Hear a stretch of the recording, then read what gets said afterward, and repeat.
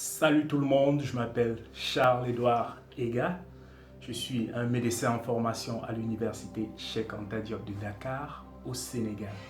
Alors, je vais vous parler aujourd'hui de comment trouver sa niche.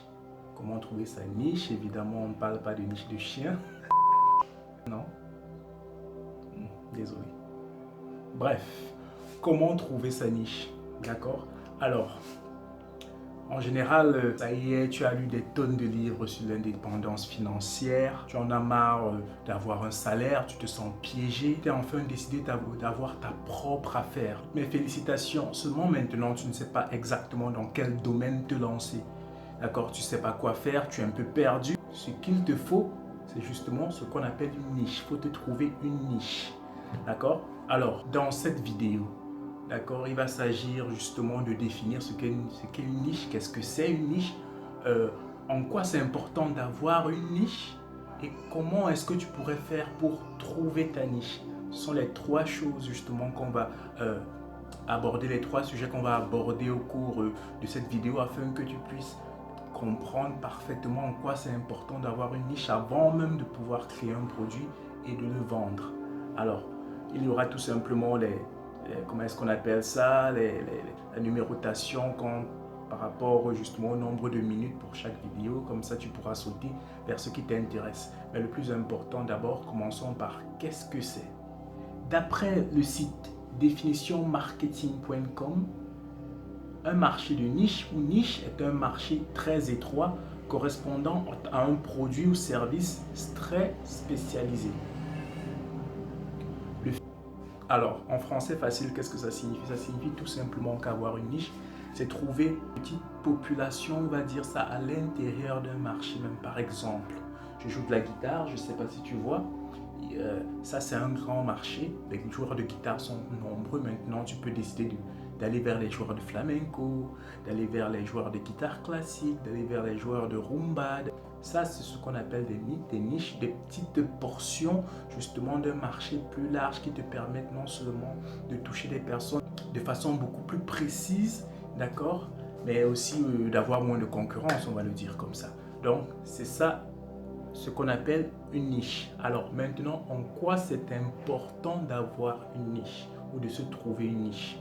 Il est plus profitable d'être un gros poisson dans un petit étang qu'un petit poisson anonyme. Alors, en quoi c'est important, d'accord, d'avoir une niche? Tout simplement parce que ça résout deux principaux problèmes. Le premier est celui d'une cible imprécise. Pourquoi? Si tout le monde est votre client, au final, personne n'est votre client. D'accord? C'est important de cibler précisément les personnes que vous voulez toucher afin de pouvoir justement établir un lien avec ces personnes-là de façon beaucoup plus précise. Tout simplement, j'utilise beaucoup le terme précis, mais c'est très important. Niche est égal à précision.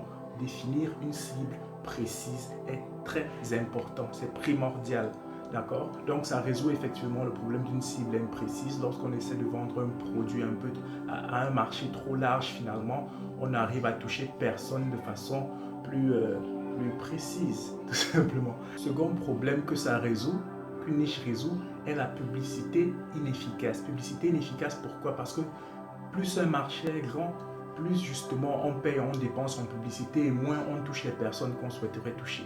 D'accord? Donc, trouvez votre niche le plus petit possible, d'accord? Et à partir de là, vous vous mettez à fond dans la publicité de telle façon que les personnes que vous touchez soient les personnes les plus importantes pour votre business afin d'éviter des pertes inutiles. En se rendant compte que se trouver une niche est extrêmement importante, non seulement pour les dépenses, mais aussi pour le ciblage, d'accord? Ça permet d'éviter des dépenses, comme je l'ai dit, inutile. Et si on tient à avoir une activité pérenne, une activité viable, une activité tout simplement qui grandit et qui apporte suffisamment d'argent, il est primordial de se trouver une niche qui nous permettra de grandir comme on le souhaite. Troisième point, comment trouver sa niche? Point le plus important. Pour trouver ses clients, c'est tout simple, il faut faire une étude. Il y a deux cas. Tout d'abord, d'accord, le premier cas, c'est celui où tu as déjà quelques clients. D'accord, tu as un ou deux clients qui sont venus t'acheter des trucs et là, tu te poses la question. Donc, il faut tout simplement étudier tes clients, Ça signifie quoi? Ça signifie leur demander pourquoi. Est-ce qu'ils ont acheté ton produit, leur demander quel âge ils ont, leur demander quel sexe ils ont, leur demander quelles sont leurs motivations, leur demander quels sont leurs besoins, faire un sondage par rapport à tout ça, le leur envoyer et analyser ces résultats tout simplement pour créer ce qu'on appelle un persona. Un persona, c'est quoi? Un persona, ou une persona plutôt, d'après Wikipédia, est une personne fictive dotée d'attributs et de caractéristiques sociales et psychologiques qui représentent un groupe cible, ton groupe cible. En langage plus simple, c'est la représentation de ton client idéal. C'est ça une persona. Donc, aussitôt que tu auras créé cette persona, tu pourras justement t'adresser à cette personne comme étant ton client idéal. Par exemple, si je me rends compte que les personnes qui suivent le plus cette vidéo sont des hommes entre 25 et 35 ans, d'accord, et qui aiment, qui ont besoin justement de créer une structure, je ne vais pas m'adresser aux femmes. Je ne vais pas m'adresser aux femmes qui jouent du flamenco, par exemple. Ce ne serait pas très efficace. Donc, ton persona te permet non seulement de savoir quel est ton client idéal, ça te permet de savoir à qui tu t'adresses de façon tout simplement idéale. Si plus les questions sont précises, plus votre persona est précis, plus votre communication sera précise, d'accord? C'est ça l'utilité d'une persona, ça permet d'avoir une communication beaucoup plus ciblée, une communication beaucoup plus précise par rapport à ce que vous voulez, par rapport à ce que vous attendez, d'accord? Donc, créez vos personas si vous avez des clients, créez tout d'abord un sondage, d'accord? Posez des questions à vos clients, évaluez, analysez et créez vos personas pour améliorer votre communication. Cas numéro 2, tu n'as pas encore de clients. Alors, avant de parler de trouver sa niche lorsqu'on n'a pas de clients, je voudrais tout d'abord adresser un petit souci. Très souvent, on entend les gens dire « fais ce que tu aimes, fonce et puis ça va aller ». Je vais aller un peu le contraire, je vais prendre tout simplement le chemin inverse et suivre un de mes mentors qui s'appelle Gary Vaynerchuk, un Américain juste un gourou de marketing digital, qui dit qu'il est plus important d'aller dans ce dans quoi tu excelles, d'accord, plutôt que ce que tu aimes, parce que les gens au final ils achètent un produit, ils achètent une compétence, d'accord. Donc tu peux adorer faire des gâteaux, tu peux adorer faire des pâtisseries, et tant que tu le fais mieux que quelqu'un d'autre, mieux qu'autrui, tu peux lui vendre cette compétence, d'accord? Tu peux aimer un domaine sans pour autant être excellent dans ce domaine. Alors, évidemment, aimer permet d'apprendre plus rapidement, mais si tu possèdes déjà justement cette compétence, c'est celle-là que tu dois vendre. Donc, arrêtons tout simplement avec j'aime et je fais ce que j'aime. Je comprends parfaitement, mais si vous devez vendre une compétence, vendez ce dans quoi vous excellez. D'accord? Maintenant que c'est dit, alors tout simplement, comment trouver sa niche lorsqu'on n'a pas de clients? Je vais de nouveau citer Gary Vaynerchuk. D'accord? Tu peux être aussi large que tu le souhaites, mais rester toi-même. C'est ça ta niche, c'est ça ton avantage concurrentiel. Alors, il le dit dans Your niche is being yourself, qui est tout simplement une vidéo que je vais certainement mettre dans la description. D'accord? Tout simplement, ça veut dire quoi? Que tu es ta niche. Dans ce monde qui est devenu tout simplement digital, il faut savoir que si ton entreprise n'existe pas sur Internet, elle n'existe pas du tout. D'accord? Personne ne pourra la trouver, personne ne saura qui c'est. C'est aussi simple que ça. Donc, vous devez poster du contenu. C'est pour ça que moi, je le fais pour pouvoir me faire connaître, pour pouvoir faire connaître ma marque. Donc, postez du contenu sur TikTok, sur Instagram, sur Facebook, sur LinkedIn, toutes les plateformes qui correspondent à votre marque. D'accord? À partir de là, montrez à quoi correspond votre marque, en quoi votre marque croit. D'accord? Si c'est le professionnalisme, si c'est vous faites des guitares d'une certaine façon, je reviens toujours sur l'exemple de la guitare, ou si vous avez quelque chose qui vous différencie, montrez-le.